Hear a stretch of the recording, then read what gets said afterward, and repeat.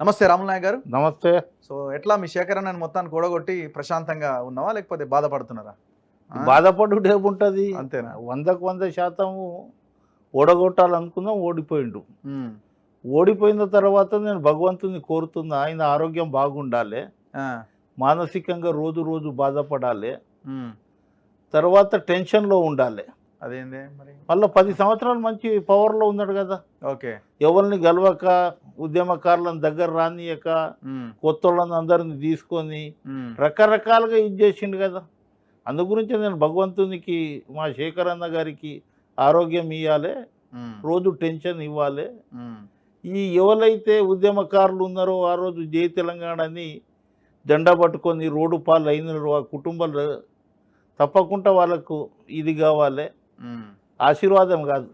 ఉమ్, అంతకుముందు 2001లో ప్రారంభమైన తెలంగాణ 2014 వరకు ఆయనను ముఖ్యమంత్రి చేసిన దాంట్లో ఉద్యమకారుల ప్రధాన పాత్ర. అవును.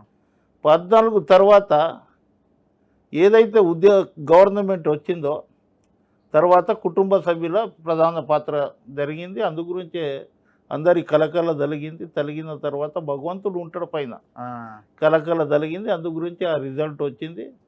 రోజు కుమిలి ఉంటాడు పైన, బాగా ఇది ఉంటాడు. ఆ, నాతోటి 20 మంది ఎమ్మెల్యేలు టచ్ ఉన్నారు. ఉమ్, వీళ్ళు పారిపోకుండా, ఆయన గురించి తెలుసు కదా, ఆ, ఆయన గురించి బాగా తెలుసు మనకు, నీకు అవును. తెలుసు, ఉమ్, నాకు తెలుసు, అందరికీ తెలుసు. పైన గంభీరంగా ఉంటాడు కానీ ఆయన ఎంత భయస్తుడో నాకు నీకు తెలుసు. ఉమ్, అందు గురించే శేఖర్ అన్న ఇట్లనే ఉండాలి, 10 సంవత్సరాలు చూస్తూ ఉండాలి ప్రభుత్వానికి. అంతేనా? వచ్చే సంవత్సరం కూలిపోతుంది, ఉమ్. లేకుంటే 20 మంది నాకు టచ్లో ఉన్నారు, ఈ అబద్ధాలు సంవత్సరం అన్నీ ఏముంటది అంటుండగా? ఈయన సత్యహరిచంద్రుడా సంవత్సరం ఉండడానికి? ఉమ్, లేకుంటే ఏమన్నా రాజ్యాంగం ఇది చేసిండా? ఉమ్, లేకుంటే ఓటర్లు ఇచ్చిన 64 సీట్లు గవర్నమెంట్ ఇచ్చిన మ్యాండేట్ని సంవత్సరమే ఉంటుందంటే ఏం చేస్తాడు ఈయన? కూలగొడతాడా లేకుంటే బీజేపీలతోటి కలిసి ఏమన్నా కుట్ర చేస్తాడా? ఉమ్. అంటే ఇది 25 మంది తీసుకొస్తాను కాంగ్రెస్ అని చెప్పిండట. ఇప్పుడే వద్దా రాగు తర్వాత చూద్దామని అన్నాడట. 25 మంది ఈయనకు టచ్లో ఉంటే ఉమ్, నేను ఆయన ఏం చెప్పిన దానికి కట్టుబడి ఉంటా. ఆ, వాళ్ళ 20 మంది ఎమ్మెల్యేలు మాకు టచ్లో ఉన్నారు. ఉమ్, అయిపోయింది పార్టీది. టీఆర్ఎస్ ఉన్నప్పుడు బాగుంది, ఉమ్, తర్వాత బీఆర్ఎస్ పెట్టుకుర్రు, బీఆర్ఎస్లో మొత్తం అయిపోయింది. ఈ ఎన్నికల్లో ఓడిపోయారు, నెక్స్ట్ ఎన్నికల్లో వీళ్ళు బీఆర్ఎస్ తీసుకుంటారు. ఉమ్, అందు గురించి ఇందులో ఉండడం కరెక్ట్ కాదని ఎమ్మెల్యేలు మా ముఖ్యమంత్రి గారికే కాదు, మా హైకమాండ్ అందరికీ మేము వస్తాం అనే టచ్లో ఉన్నారు. వీళ్ళు పోకుంటే ఏం చేస్తుండు, మీరు ఆగండి కొంచెం సేపు, 20 మంది నాకు టచ్లో ఉన్నారు, ఇప్పుడే కాదు కొంత ఆగండి అని ఏది కన్విన్స్ చేయడానికి ప్రయత్నం చేస్తాడు. ఆ, కానీ ఈ 20 మందిని కాపాడుకోవడానికి ఏం చేస్తాడంటే, వాళ్ళు 20 మంది నాకు టచ్లో ఉన్నారు కదా, వాళ్ళు వస్తారనేది వీళ్ళు కొంత డైనమాలో పడిపోతా ఆ, ఉంటారు. ఆ, అరే వాళ్ళు 20 మంది 30, 50, 56 తర్వాత బీజేపీలో ఒక 4-5 ఇట్లా ఇవన్నీ ఇది చేసుకొని ఈ 7-8 ఇట్లా చూసుకొని మన గవర్నమెంట్ వస్తుంది కదా తమ్మి ఆగు, ఉమ్, అక్కడ నేను మళ్ళీ చక్రం దింపుతా. మనకి ఏముంది, మనం పవర్లో ఉండాలి. ఆ, ఏ ప్రభుత్వం పైన ఉంటే ఏంది, నేను ప్రధానమంత్రి అయ్యేటోని కాదు, నేను మిమ్మల్ని కాపాడుకుంటా, ఆర్థికంగా బాగా ఇది చేస్తా. ఇప్పుడు పాత కేసీఆర్ని చూస్తారు నాలో అంటుండు కదా, పాత కేసీఆర్ని, ఉద్యమ కాలం నాటి కేసీఆర్ని మళ్ళీ చూస్తారని.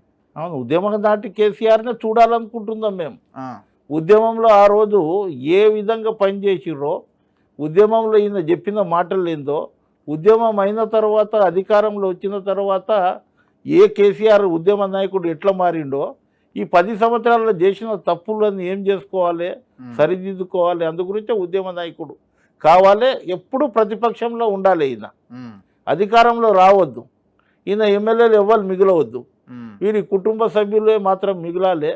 గోవింద భజ గోవింద, కేసీఆర్ గోవింద ఉమ్, అనే విధంగా ఉమ్, వీళ్ళని ఇది చేయాలనేది.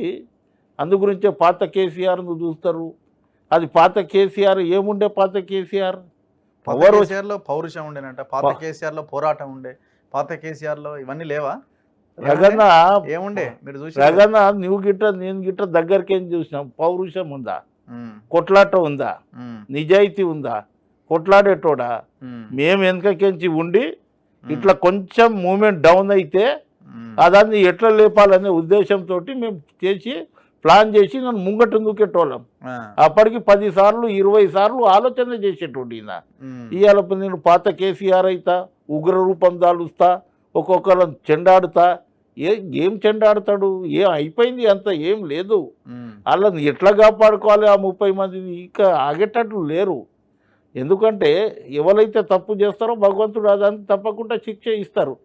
ఆ రోజు నీకు ఇంత 63 మందిని పెట్టుకొని 12 మంది ఎమ్మెల్యేలను కొనుక్కోవాల్సిన అవసరం లేదు కదా. ఆ రోజు పైసలు ఇచ్చి కొనుక్కున్నారు మీరు. కాంగ్రెస్ పార్టీ శాసనసభ్యులు మభ్యపెట్టి డబ్బులు ఇచ్చి వాళ్ళకు పదవులు ఇచ్చి ఇది చేసిరు. ఇవాళ కాంగ్రెస్ పార్టీలో మాకు ఏం అవసరం లేదు, మేము వచ్చి మీ దగ్గర పని చేస్తాం, ఇందులో ఇంత ప్రజాస్వామ్యం ఉంది, మాట్లాడే స్వేచ్ఛ ఉంది, ముఖ్యమంత్రిని 1 గంటలో కలవచ్చు అనే ఉద్దేశంతో ఏ ఎమ్మెల్యే గిట్ట ఏముంటాడు, నా ఏరియా డెవలప్ చేసుకోవాలి, మళ్ళీ నేను గెలవాలి, నా కాన్స్టిట్యున్సీలో అభివృద్ధి చేసుకోవాలి అనే ఉద్దేశంతో ఇక్కడ అభివృద్ధి లేదు. ఎన్ని రోజులు ఉద్యమాలు చేస్తారు? ఇంకా 10 సంవత్సరాలు పవర్లో ఉండి ఉద్యమం చేయమంటే చేస్తావు. అది ఒక అలవాటు ఇదైపోయింది. ఇది అలవాటు మొత్తం చేంజ్ అయిపోయింది. పవర్లో వచ్చినావు, ఉద్యమంలో ఉండి కొట్లాడి మళ్ళీ పవర్లో వచ్చి మళ్ళీ ఉద్యమం చేయాలంటే అది ఇంపాసిబుల్. ఆయన చేయలేడు. మాటలు చెప్పడానికి అది పరిమితం అవుతుంది.